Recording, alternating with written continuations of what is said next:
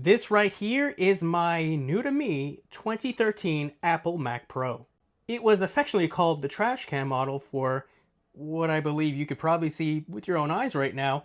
It was a model that lasted for several years and it had an issue, unfortunately, which was built in, which the cooling sometimes would cook things like the graphics cards.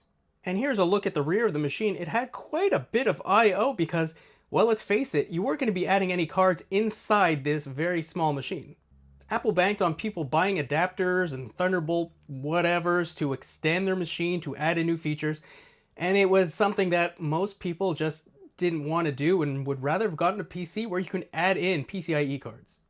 One of the cooler features of this machine is the fact that the entire case comes off. So we have a little locking tab here. You push it to the side and you could slide off the entire case.